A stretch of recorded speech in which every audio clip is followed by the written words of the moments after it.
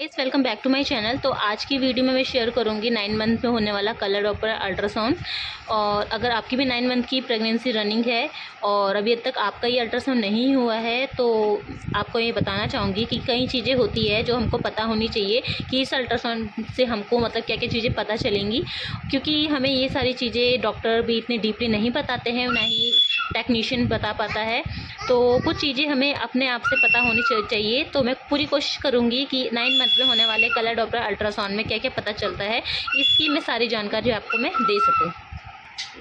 तो ठीक है गाइस, ये है 9 मंथ का कलर डॉपलर अल्ट्रासाउंड, जो कि 35 वीक से लेके 38 वीक तक कभी भी डॉक्टर आपको बीच में बोल सकते हैं करने के लिए।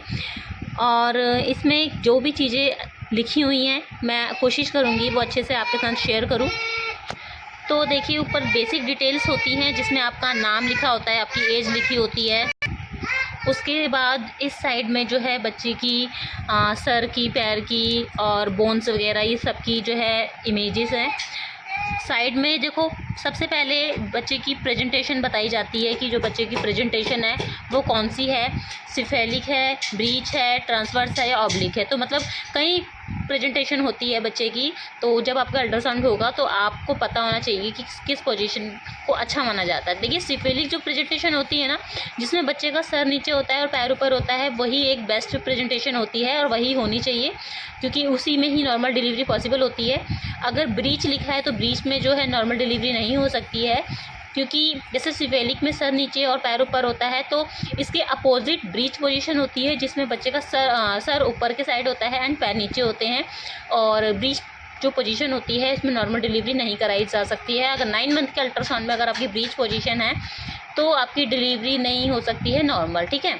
उसके बाद कई बार ट्रांसफ़र पोजीशन लिखी होती है, जिसका मतलब होता है कि बच्चा जो है वो टेढ़ा है, ठीक है, यानी कि जो उसका सर है वो लेफ़्ट है, पैर है राइट साइड, इस टाइप से पोजीशन होती है ट्रांसफर्स में। और जो ऑब्लिक होती है ना, उसमें आड़ी प्रेजेंटेशन होती है, मतलब आड़ा तिरछा होता है बच्चा, तो उसमें भी जो है नॉर्मल डिलीवरी नहीं होती है, ठीक है। तो सबसे पहले आपको प्रेजेंटेशन दिखाई जाएगी कि बच्चे की प्रेजेंटेशन क्या है, और सिफेलिक है तो बहुत अच्छी बात है, ठीक है। नेक्स्ट लाइन में फेटल हार्ट रेट, यानी कि बच्चे की दिल की धड़कन, जिसे FHR भी शो लिखा हो सकता है एंड फेटल हार्ट रेट भी लिखा हो सकता है। तो FHR यहाँ पर मेरी जो थी वो 144 बीट पर मिनट थी। नेक्स्ट लाइन में प्लेसेंटा की पोजीशन बताई जाएगी कि जो प्लेसेंटा किस टाइप का है, एंटीरियर है या पोस्टीरियर है, ठीक है। सॉरी, जो मतलब एंटीरियर प्लेसेंटा वो होता है जिसमें बच्चे का जो सर होता है, मतलब बच्चे के फेस के ठीक सामने प्लेसेंटा होता है, ठीक है। मतलब फ्रंट साइड में प्लेसेंटा होता है एंटीरियर प्रेजेंटेशन में। और अगर पोस्टीरियर अगर आपका प्लेसेंटा है तो पोस्टीरियर में क्या होता है, जो प्लेसेंटा होता है ना, वो बच्चे के बैक साइड में होता है, यानी पीठ के साइड में होता है, ठीक है। उसके बाद रेट्रोप्लेसेंटल, ये एक क्लोटिंग का टाइप होता है कि मतलब क्लोटिंग नहीं होनी चाहिए, ब्लड की जो क्लोटिंग होती है वो नहीं है, क्लियर है।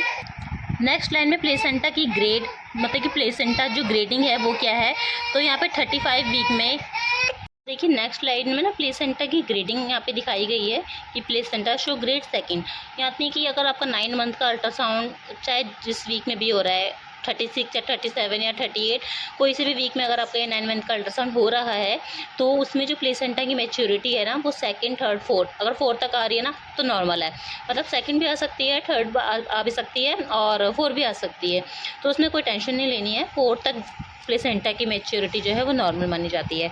उसके बाद क्रेनियोस्पाइनल एनोमली, मतलब कि इसमें जो बच्चे के है कोई जेनेटिक प्रॉब्लम नहीं है और कोई भी डिफेक्ट जो है बच्चे में शो नहीं हो रहा है, ठीक है। नेक्स्ट लाइन में एमनियोटिक फ्लूइड के बारे में बताया गया है।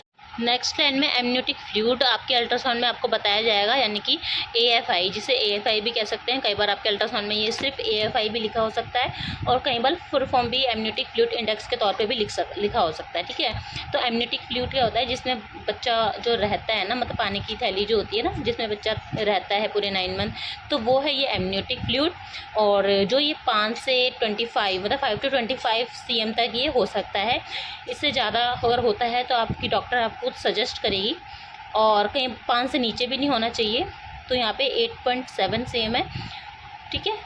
कहीं बहुत रेयर होता है कि 25 तक भी जाए, मतलब मोस्टली 13, 14 ऐसे रहता है ये। और जैसे जैसे मतलब 9 मंथ हमारा होता है ना, तो कई बार ये रेंज ना कम हो जाती है। तो मेरी रेंज 8 आ गई थी, और इससे पहले जो था इससे पहले जो अल्ट्रासाउंड हुआ था ना, उसमें मेरा 12 या 13 ऐसे था। 12 से लेके 13 तक मेरा वो CM तक था।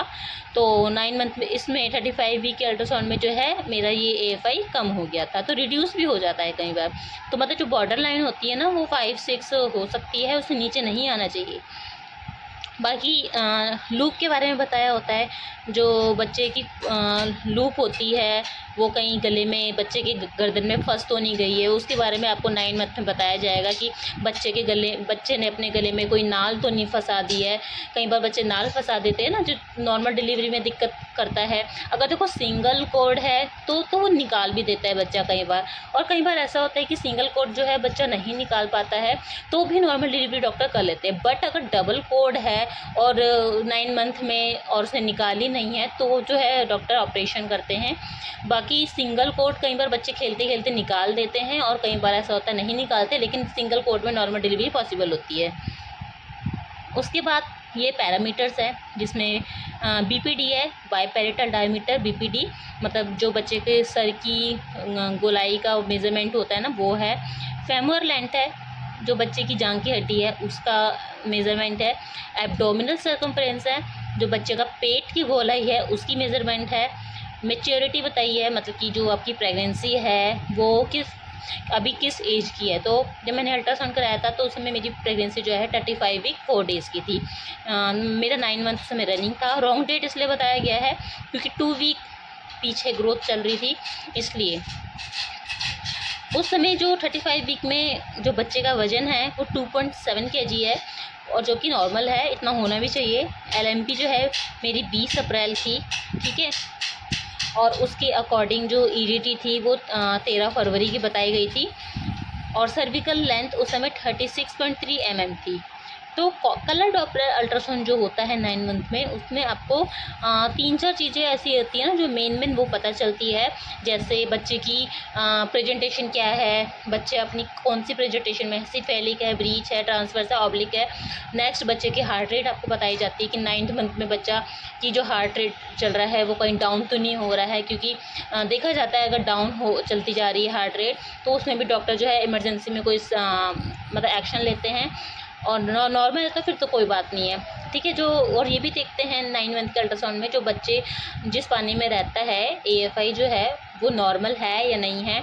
अगर कम होता है तो डॉक्टर उसमें भी आपको मेडिसिन स्टार्ट करते हैं, ठीक है। बच्चे के जो पैरामीटर्स होते हैं वो तो चलो आपको हर अल्ट्रासाउंड में पता चलते हैं। और इन चीज़ों में ना, मतलब ये 2-4 चीज़ें जो मेन होती ना, जो हाईलाइट वाली, उसको वो देखा ही जाता है। और ये भी देखा जाता है कि कोड फंसाई नहीं फंसाई है। कई बार ऐसा होता है कि हम अल्ट्रासाउंड सोचते हैं लास्ट में कराने जाएंगे, और हो भी सकता है कि बच्चे ने अपने कोड फंसा रखी हो और हमारी गलती की वजह से कुछ गलत हो ना हो। इसलिए हमें जो अल्ट्रासाउंड है ना, वो डॉक्टर जब कहती है हमें वो कराना चाहिए। बाकी यही सारी चीज़ें होती हैं मेन जो हमको 9 मंथ के कलर डॉपलर अल्ट्रासाउंड में पता चलती हैं, ठीक है। बस इतना ही इस अल्ट्रासाउंड में आपको पता होना ज़रूरी है। बाकी अगर वीडियो पसंद आए तो वीडियो को लाइक एंड शेयर प्लीज़ ज़रूर करना। Bye bye.